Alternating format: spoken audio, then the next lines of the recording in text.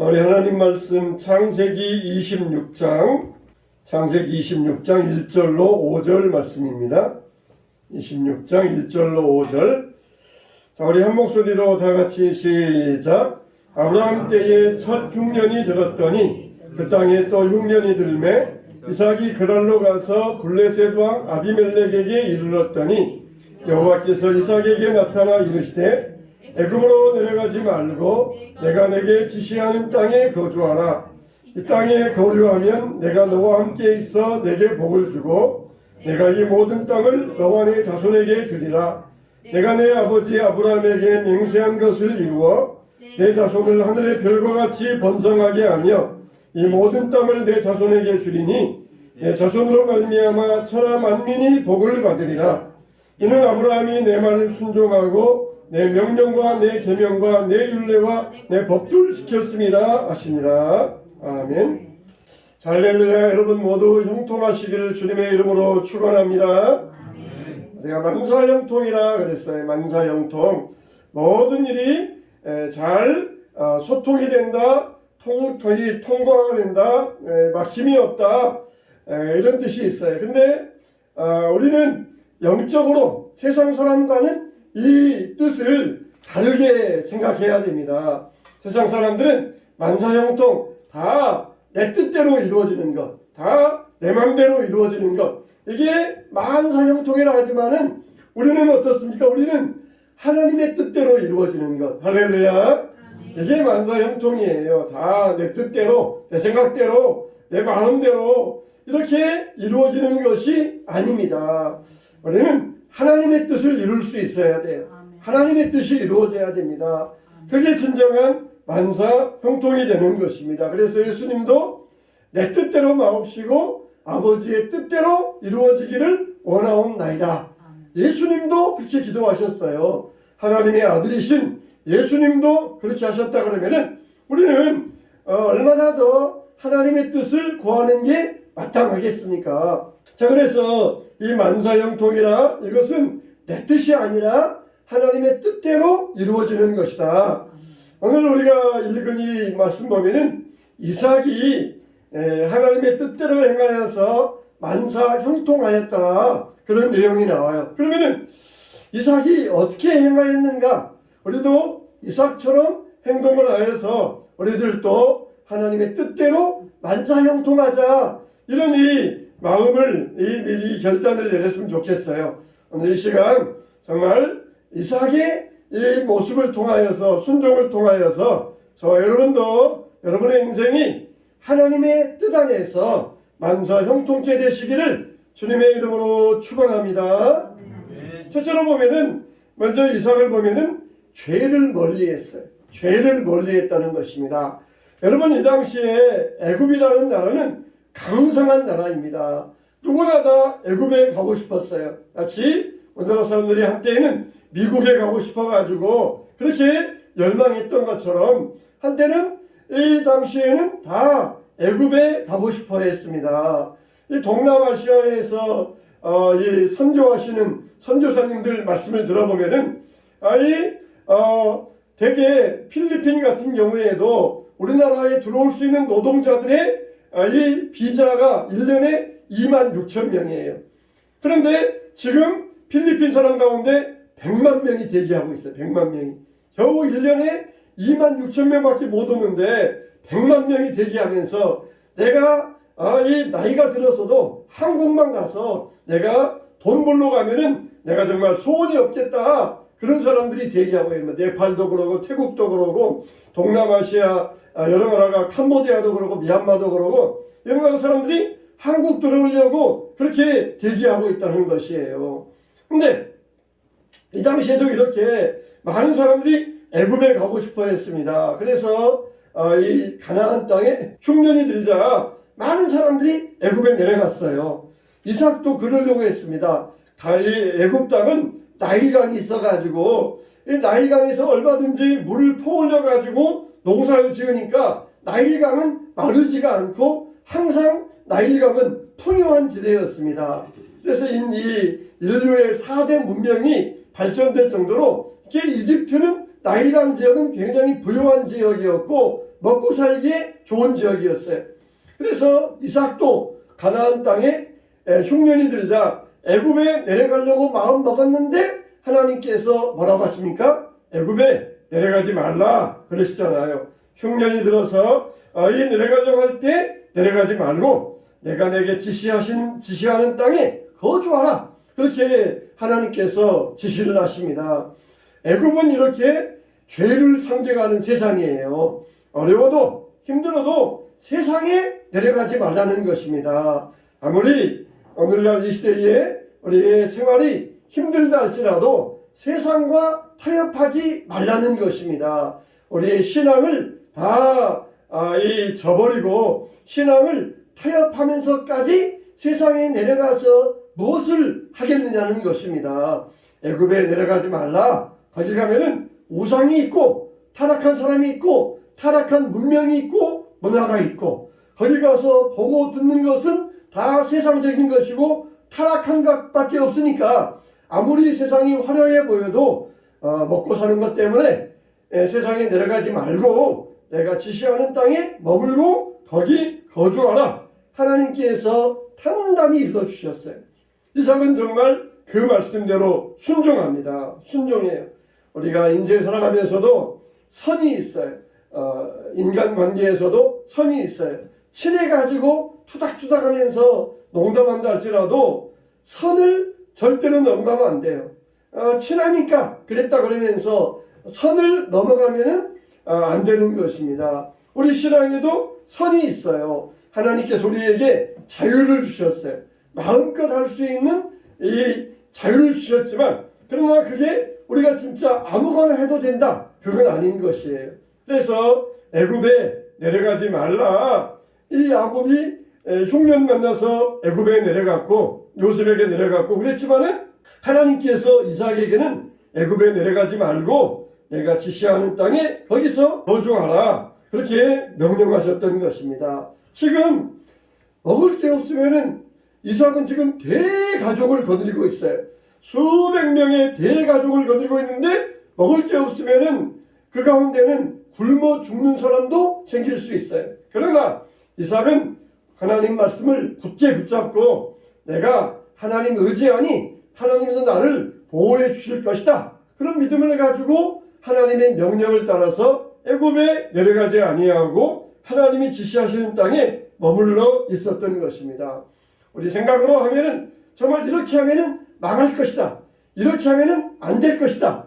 그렇지만은 우리는 절대로 하나님 말씀에 순종해야 됩니다. 그러면은 하나님은 절대로 망하지 않게 하여 주셔요.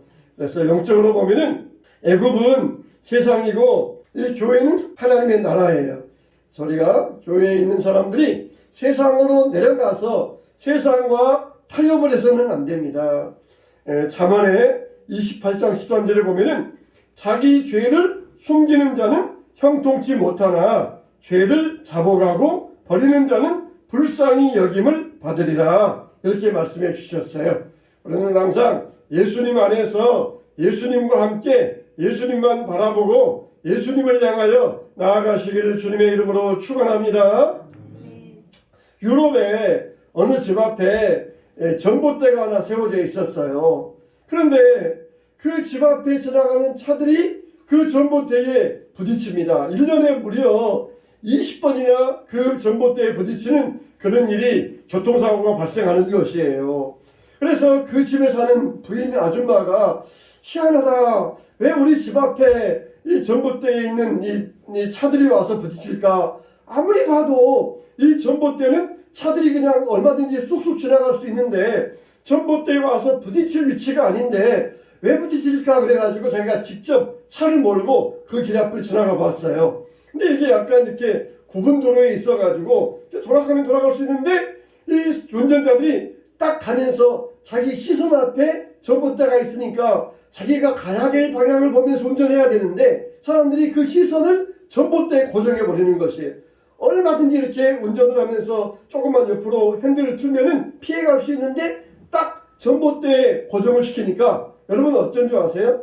사람이 시선을 고정시키면은 내가 가야 되겠다 하지만은 이상하게 시선 쪽으로 따라갑니다. 시선 쪽으로 따라가요. 이 공을 다루는 운동선수들도 항상 공을 차면서 자기가 시선을 두는 쪽으로 공이 가게 돼 있어요. 그러니까 얼마든지 자기가 가야 될 길을 바라보면서 가면은 갈 수 있는데 갑자기 자기 앞에 전봇대가 딱 있으니까 시선이 고정되면서 거기에 가서 그냥 꿍 부딪히고 그러는 것이에요. 이게 여러분 우리에게 많은 것을 알려주고 있습니다. 우리가 인생에 있어서 나는 이쪽으로 가고 싶은데 내 시선이 거기에 머물러 있으면 그쪽으로 가게 되어 있다는 것이에요. 우리가 세상을 바라보면 안 됩니다. 나는 저렇게 안 살아야 되겠다 그러면서 나쁜 본을 바라보면 안 돼요. 내가 바라보아야 될 좋은 본을 바라보아야 됩니다. 세상을 바라보면은 내가 거기로 아무리 안 가고 싶어도 시선 따라가게 돼 있어요. 여러분, 그래서 우리는 항상 무엇을 바라보아야 됩니까? 예수님을 바라보아야 됩니다. 예수님을 바라보아야 돼요. 아니, 예수님이 안 보이는데 어떻게 예수님을 바라봅니까? 바로 성경 읽는 거예요. 하나님 말씀 보는 거예요. 하나님 말씀 안에 예수님이 거기에 살아계십니다. 우리가 항상 성경 말씀을 읽어야 되고 마음속에 묵상해야 되고 암송해야 되고 그러면은 우리가 예수님 따라가게 돼 있어요. 그러나 세상을 바라보면서 세상을 생각하고 세상의 타락한 면을 우리가 바라보면은 내 마음으로는 안 가고 싶어도 시선 따라가게 되어 있습니다. 우리가 세상처럼 저거 나는 나쁜 짓 안 해야 되겠다 그러면서 거기 바라보다가 저렇게 안 해야지 그러면서 따라가다가 거기에 처박히지 말고 우리는 바라볼 필요 없이 예수님만 바라보면 돼. 예수님만 바라보면은 그러면은 거기에 안 가게 돼 있어요. 정말 여러분들은 항상 죄를 멀리하기 위하여서 죄 묵상하고 죄 바라보지 말고 예수님을 바라보시면서 믿음으로 나아가시길 주님의 이름으로 축원합니다. 두 번째, 이 요셉은 말씀을 묵상했어요. 말씀을 내가 너를 복주고 하늘의 별과 같이 내게 이 번성하게 하리라. 이 약속의 말씀을 붙들고 이 이삭은 순종했던 것입니다. 우리가 형통하려면 성경을 묵상해야 돼요. 시편에 있는 것처럼 복 있는 사람은 악인의 꾀를 따르지 아니하며 죄인들의 길에 서지 아니하며 오만한 자들의 자리에 있지 아니하고 오직 여호와의 율법을 즐거워하여 그의 율법을 주야로 묵상하는도다. 그는 시냇가에 심은 나무가 철을 따라 열매를 맺으며 그 잎사귀가 마르지 아니함 같으니 그가 하는 모든 일이 다 형통하리로다. 바로 그렇잖아요. 하나님 말씀 묵상하면서 살았더니 시냇가에 심은 나무와 같이 잎사귀가 마르지 아니하고 그 모든 일에 다 형통하리로다. 형통하다는 것이에요. 이렇게 복받을 사람들은 기쁨으로 섬기면서 매일 성경 읽고 그 말씀을 애우고 묵상하면서 사는 사람들이 복을 받게 된다는 것입니다. 우리가 말씀을 읽고 선포하면은 기적이 일어나게 돼 있어요. 한국에서 사업을 하려면은 이 속된 말로 세 가지를 잘해야 된다 그런 말이 있어요. 첫째는 술을 마셔야 된다. 둘째로는 이 거짓말 잘해야 된다. 셋째는 봉투를 잘 맞춰야 된다.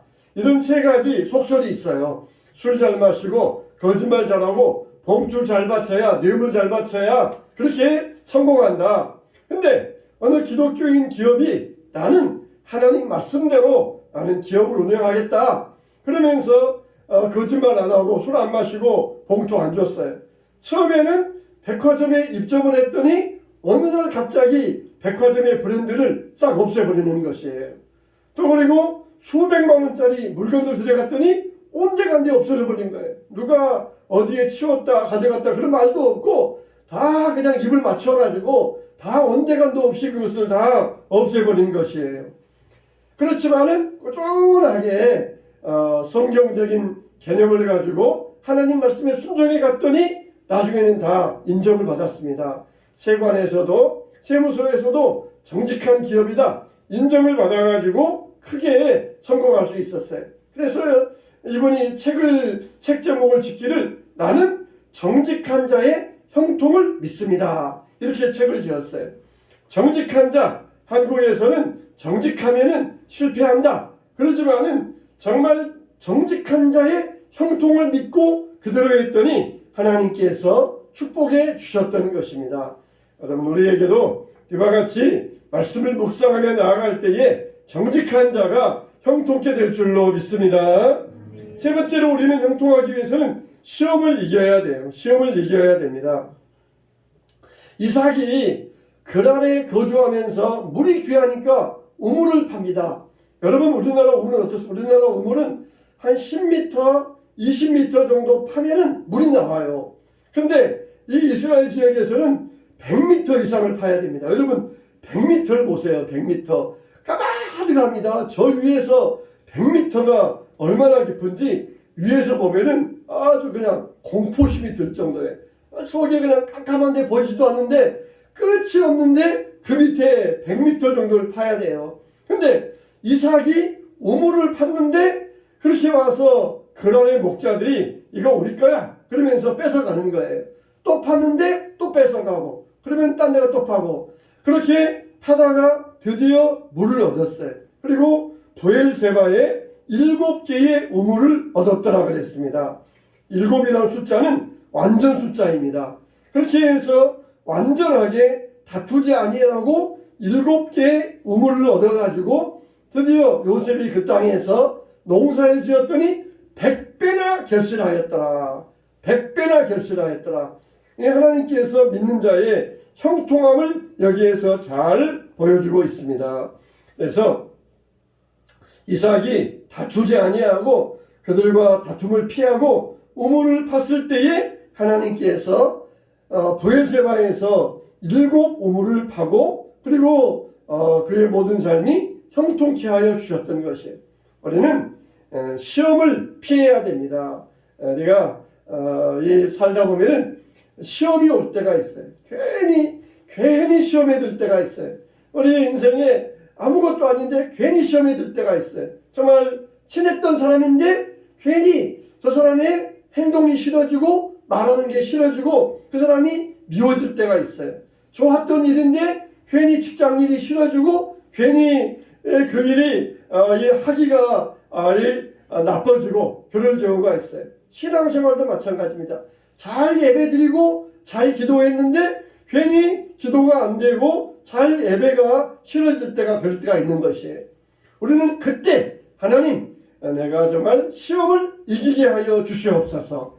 이 시험을 믿음으로 물리치게 하여 주시옵소서. 그렇게 우리가 이겨야 돼. 시험이 오면은 시험아 와라 그러면서 사람 미워하고 일하는 거 싫어하고 기도하는 것 멀리하고 그러면서 시험에 빠지면은 결국 시험에 지고 그리고 마귀의 밥이 되고 마는 것이에요. 그때 내가 시험이 올 때 괜히 예배드리는 게 싫어지고 괜히 성경 읽기 싫어지고 괜히 기도하기 싫어질 때 그때 나에게 지금 시험이 찾아오고 있구나. 그걸 여러분들이 빨리 눈치채셔야 돼요. 그리고는 예수 이름으로 시험을 물리치고 그리고 정신 차리고 이걸 이겨내야 됩니다. 이삭은 다투지 않았어요. 이 그란의 목자들과 다투지 아니하고 그것을 피하였던 것입니다. 그렇게 하나님께서 이삭에게 시험을 이기게 하셨고 다투지 아니한 이삭에게 100배의 축복을 베풀어 주셨던 것이에요. 우리들에게도 시험이 올 때에 하나님 시험을 이기게 하여 주시옵소서. 날마다 우리가 뭐 합니까? 날마다 우리가 주기도문 하잖아요. 주기도문 보면은 우리를 시험에 들게 하지 마옵시고 이렇게 기도하잖아요. 시험에 들지 않게 해 주시옵소서. 시험에 들지 않게 해 주시옵소서. 시험이 오면은 잘 시험 치르고 100점 맞으면 되는데 괜히 시험 들어가지고 빵점 맞으면은 이거 낙제 점수 아닙니까? 그래서 우리를 시험을 이기게 하옵시고 이 말은 시험에 들지 말게 하옵시고 그 말과 똑같은 것이에요. 그래서 여러분들이 시험을 이길 수 있어야 됩니다. 토레이는 이런 말을 했습니다. 나는 아침에 일어나면 성령 충만을 위해서 기도한다.